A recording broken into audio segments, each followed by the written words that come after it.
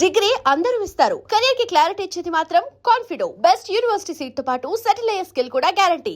అమ్మగారు ఎలా ఉండేవారు నాన్నగారి పాటలు వింటూ?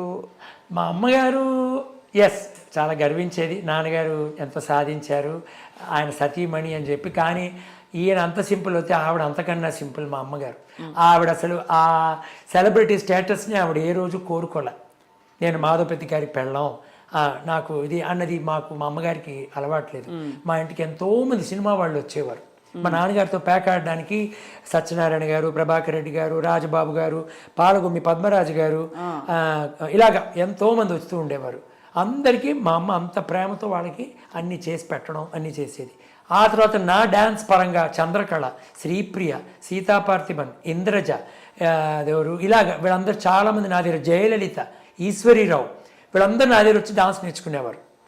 వాళ్ళందరికీ కూడా చంద్రకళ అయితే పొద్దున్న వచ్చి, అమ్మ నాకు బాగా ఆకలిస్తుంది, నాకు టైం లేదు ఇంటో తినడానికి, వీళ్ళందరూ లేట్గా వస్తారు, నేను తొందరగా వచ్చాను, నాకు ఆకలిస్తుంది అమ్మ అంటే, అమ్మ చంద్రకళ అన్నం మటుకు పడేసాను, పప్పు ఉంది, ఇంకా నేను కూర అవి చేయాలి, నీకు ఆవకాయ కల్పించానని ఆవకాయ కల్పించేస్తుంది మా అమ్మ. అమ్మ అమృతం అమ్మ అని తింటుంది. ఇలాగా ఆ తల్లి వాత్సల్యం అనేది మా అమ్మ వీళ్ళు వాళ్ళని కాదు అందరికీ చూపించేది. మీనాక్షి శేషాద్రి ఇక్కడ స్టార్ హోటల్లో ఉంటున్నా కూడా పొద్దున్న 6:30కి నా దగ్గరికి వచ్చేది డాన్స్ ప్రాక్టీస్కి. అయిపోయిన తర్వాత స్టార్ హోటల్లో వెళ్ళి టిఫిన్ తిందో, అమ్మ ఏం చేసావమ్మా అని, అమ్మ ఇక దోశలు చేశానమ్మా అని, అయితే నేను తినేస్తున్నాను ఇక్కడ అన్నయ్యతో పాటు అని ఇద్దరం కూర్చొని తినేసి అప్పుడు తను వెళ్ళి మేకప్ వేసుకుని షూటింగ్కి వెళ్ళేది. ఇలాగా ఆవిడ వాత్సల్యానికి అసలు అంతు లేదు. ఇంటికి ఎవరు వచ్చినా మా నాన్నగారు మా అమ్మగారు ఒకటే మాకు నేర్పించింది జీవితంలో, ఎవరి ఇంటికి వచ్చినా శత్రువు వచ్చినా కూడా మన వంతు సాయం మనం చేద్దాం, ఏముందో ఇంటో పెడదాం అది అన్నది. ఆ రోజుల్లో గొప్పగా బతికి చితికి కష్టాల్లో ఉన్న కొంతమంది కళాకారులు కూడా మా నాన్నని వెతుక్కుని వచ్చేవారు. అన్నయ్య ఇలా మేము కష్టాల్లో ఉన్నామంటే మా నాన్నగారు ఉన్న పరిస్థితులు ఆయన చూసుకుని, అయ్యి అమ్మ ప్రభావతి ఇదిగో ఈ మూట బియ్యం వాళ్ళకి ఇవ్వు, వాళ్ళు పాప కష్టాల్లో ఉన్నారు, నీ చీరలు ఏమున్నాయి చూడు, 4 చీరలు ఇద్దు, కానీ ఇదిగో నావి 2 లుంగీలు షర్టు వాళ్ళ ఆయనకి, అలా ఇచ్చిన రోజులు నేను కళ్ళారా చూశాను నేను. అంటే మాకేదో ఎక్కువ ఉందని కాదు, అంటే ఆ కళాకారులు అలా బతికిన వాళ్ళు ఈరోజు ఇంత కష్టాల్లో ఉన్నారే, మనం ఏదో ఒకటి చెయ్యాలి అన్న గొప్పది. చాలా చెప్తుంటే ఎక్కడ పోయారో వీళ్ళందరూ అనిపిస్తుంది. అంటే ఇటువంటి జీవితం ఎంత మారిపోయింది కదా సార్ జీవితం. అసలు గిరిచి ఉంటే సినిమా హిట్ రేలంగ్ గారితో. కానీ వాళ్ళు దాచుకోలేదా సార్ ఆ టైంలో? అంటే అదే దాచుకోవడం ఇవన్నీ మనకు తెలిసినవి కదండి, మనం ఎన్నో స్టోరీస్ విన్నాం కదా. అంటే అదే అనిపిస్తుంది, అంత వైభవంగా అంత వెలిగిన వారు ఎందుకు కనీస అవసరాలకు ఇబ్బంది పడాల్సిన వాళ్ళని వాళ్ళు చూసుకోలేదా అనిపిస్తుంది. ఇలా చాలామంది, హర్నాథ్ గారు అయితే చాలా తాగి ఇంటికి వచ్చి, అన్నయ్య నాకు కొంచెం డబ్బులు బాగానేవారు. ఏ హీరో అంటే ఆ రోజుల్లో హర్నాథ్, నాకు బాగా గుర్తుంది. మా ఇంటికి వచ్చేవారు, గుమ్మని స్మెల్, పాన్, ఇది జరదా. ఈ ఇంట్లో ఎవరు తెలుసా ఉన్నారు చెప్తే మీరు ఆశ్చర్యపోతారు. ఫస్ట్ ఈ ఇల్లు ఓనర్ ఎవరు తెలుసా? పింగళ నాగేంద్రరావు గారు. ఈ ఇంటి ఓనర్ ఇప్పుడు మీరు కూర్చున్న చోట ఆయన, ఇంకా ఆయనకి ఎవరు లేరని ఆయన ఎక్కించి వెళ్ళిపోయారు. నాకు మా ఇంటి ముందు వాకింగ్ వెళ్తుండేవారు, మంచి షూ వేసుకుని స్టిక్ పెట్టుకుని, ఎరా రే డింబకాయ అనేవారు నన్ను. ఆయన పలకరించి వెళ్తూ ఉండేవారు. ఆయనగా రాసిందంతా. ఇది గోఖలే గారి ఇల్లు, మా ఎదురిల్లు. ఇలా ఆయన ఘంటసాల గారికి అమ్మారు ఈ ఇల్లు. ఘంటసాల గారు వచ్చి ఒకసారి మా నాన్నగారు చెప్పారు, ఏమిటో బ్రదర్, సత్యం బ్రదర్, ఇక్కడొక ఇల్లు అక్కడొక ఇల్లు, ఇలా 2-3 ఇల్లు పెట్టుకుంటే ఈ ట్యాక్సులు ఇవన్నీ ప్రాబ్లంగా ఉన్నాయి, అందుకని నేను అమ్మేస్తున్నానంటే ఈ ఫ్రెండ్ వీళ్ళ నాన్నగారు కొన్నారు, సూర్యనారాయణ గారు, నా క్లాస్మేట్ వీడు శ్రీనివాస్, వాళ్ళు కొన్నారు. కానీ మొదట వాళ్ళ వారిది అంటే ఫస్ట్ పింగళ గారిది ఇల్లు, నడయాడిన నేల ఇది. ఇక్కడ ఇదే వీళ్ళు ఏం పెద్ద డిఫరెన్స్ చేంజెస్ ఏం చేయలే, వీళ్ళు పెద్దగా ఏం చేయడం, కొన్ని ఊరికి ఫ్లోర్ ఎక్స్ట్రా కట్టారు కానీ ఇలాగే ఉండేది. ఇందులో కింద అద్దెకి ఎవరు ఉండేవారు? సువర్ణ హీరోయిన్, సుచిత్ర గుర్తుందా మీకు?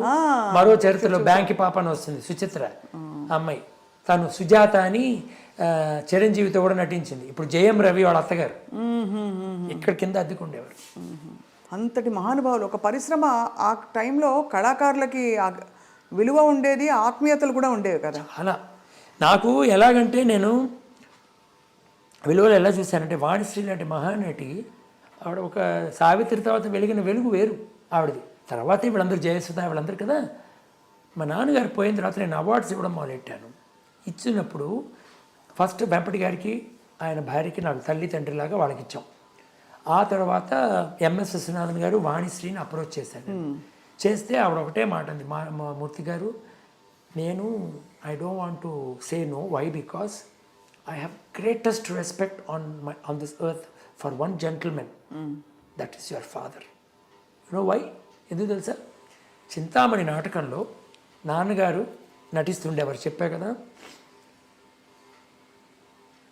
మనో వాళ్ళ అమ్మ షహీద, ఆవిడ కొన్నిట్లో ఆవిడ చింతామణి.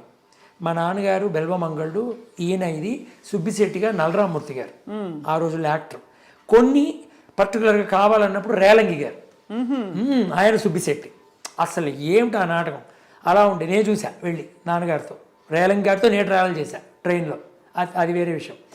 వెళ్తే ఈవిడ ఒక మాట అంది, నేను చెలికత్త వేషం వేసేదాన్ని, మీ నాన్నగారిది ఏంటో మా నాన్నగారు నాకు చెప్పారు. రత్నకుమారి అని అమ్మాయిరా, చాలా బాగుండేది, నల్లగా ఉండేది, తేనాంపేట దగ్గర గుడిసెల్లో ఉంటుంటే మేము వెళ్ళి పికప్ చేసుకుని వెళ్ళేవాళ్ళం స్టేషన్కి. ఆ రోజులు ఎవరికి కార్లు ఉండేవి కావుగా, ట్యాక్సీలో అలాగా. అప్పుడు నేను అంటుండేవాడిని, అమ్మ రత్నకుమారి నువ్వు పెద్ద స్టారు అవుతావు అంటే, ఏమిటానండి మీరు ఇలా అంటున్నారు, ఏమీ లేదండి చాలా కష్టపడుతున్నాను, ఎక్కడ ఏమీ ఆపర్చునిటీ లేవు. లేదమ్మా నీకు ఆ వర్చస్సు కనిపిస్తుంది, నువ్వు పెద్ద స్టారు అయిపోతావు చూడు అని అలా అంటుండేవట మా నాన్నగారు మాటి మాటికి. మీ నాన్నగారు అన్న మాట నిజమైందండి నా జీవితం. నేను ఈరోజు తిరుగులేని ఒక హీరోయిన్ అయ్యా నేను. అందుకని నేను తప్పకుండా తీసుకున్నాను. లేకపోతే నేను తీసుకునేదల్లా రఘుపతి వెంకయ్య గారు అవార్డు, మహానటి సావిత్రి గారు అవార్డు తప్ప నేను సాధ్యంత వరకు అవార్డ్స్ ఎక్కువ తీసుకోను.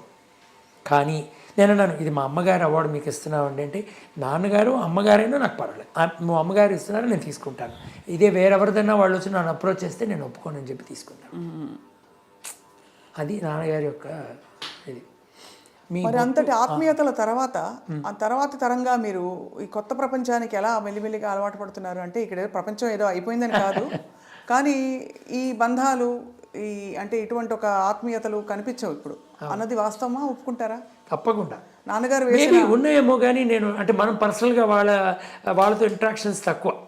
ఇప్పుడున్న కళాకారులు కానీ నటీమణులు కానీ వాళ్ళతో మనకి పెద్ద ఇది లేదు. ఎస్, కొంతమంది నాతో కొంచెం ఒక 10 ఏళ్ల క్రితం హీరోయిన్లుగా ఉన్న వాళ్ళందరూ కూడా నాతో కాంటాక్ట్లోనే ఉన్నారు. అటు మంచు భార్గవి, ప్రభ, వీళ్ళందరూ. అదెవరు రమ్యాకృష్ణ నాతో పర్ఫామ్ చేసింది ఒకే ప్రోగ్రామ్ కూచిపూడి, వాళ్ళ అమ్మగారు అడిగారని నాతో మంచి ఫైల్లో హీరోయిన్గా ఉన్నప్పుడు నాతో పర్ఫామ్ చేసింది. ఇంద్రజ, వీళ్ళందరూ మనతో. సో వాళ్ళందరిలో కూడా I could see a lot of this thing. ఇప్పుడు మొన్న మధ్యన కూడా నేను కొంతమంది ఒకళ్ళు ఈశ్వరిరావు వాళ్ళని కలిస్తే వచ్చి నా దగ్గర నమస్కారం పెట్టి వెళ్ళింది, మాస్టర్ గారు అని చెప్పి పలకరించి వెళ్ళింది. కల్పన రాఘవేంద్ర నా దగ్గర డాన్స్ నేర్చుకుంది కొందాం. మొన్న మధ్యన హైదరాబాద్లో వెళ్తే తను అలాగే మాస్టర్ గారు అని కాదు, వద్దమ్మా అలా చేయకండి, అయ్యో మాస్టర్ గారు మీరు అని.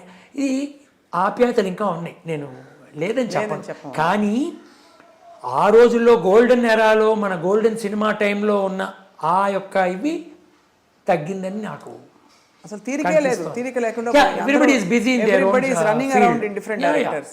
And yeah, there's a lot of now ఏమిటంటే make hay while sun shines. అంతే. మీరు దీపం ఉండగా ఇల్లు చక్కచక్క పెట్టుకోవాలని మన సామెత మనకే ఉంది. అందులో ఎవరికి కూడా బిజీగా ఉన్నారు, దాన్ని మనం తప్పుగా కూడా తీసుకోకూడదు. సో ఎవరిది ఆప్యాయతలు అవి ఉండే ఉంటాయి. మనకి అంత ఇది I didn't see in the because మనకి వాళ్ళతో టచ్ ఇప్పుడు అంతగా ఎక్కువ లేవు. ఇప్పుడున్న ప్రజెంట్ జనరేషన్ స్టార్స్ కానీ సింగర్స్ కానీ ఎస్ దే హ్యావ్ ఎలివేటెడ్. ఆ రోజుల్లో ఎన్ని వేల పాటలు పాడినా వాళ్ళు తెలిసి తెలియకుండా కనిపించేవారు. అటు బాలు గారు అవనండి, సుశీల గారు అవనండి, అసలు జానకి గారికి చెప్పాలంటే వాల్యూమ్స్ వీ కెన్ టాక్. మా చుట్టం ఆవిడ ఎస్ జానకి గారు చెప్పారు. సురేష్ గారు చెప్పారు. మా మామ సైడు ఆవిడ శిష్లావారు, రెండో పక్క మా ఆవిడ సైడు మా ఆవిడ సొంత పెదనాన్న కొడుకు చేసుకుంది, ఆవిడ చెల్లెలు కూతుర్ని. సో వాడిద్దరే మా కన్యాదానం చేసింది. సో జానకి గారు అంతటి గొప్ప మనిషి. అవును, అసలు ప్రేమని ఎలా బయటికి చూపించాలని మన ఆవిడదే నేర్చుకోవాలి కొన్ని విషయాల్లో. అంతటి తారాస్థాయిలో ఆవిడ ఉండి కూడాను అందరితో అంత సింపుల్. మా నాన్నగారి తర్వాత నేను చాలా ఆదరించేది ఆవిడ, బాలు గారు, వీళ్ళందరూ, సుశీల గారు, వీళ్ళందరూ ఏంటంటే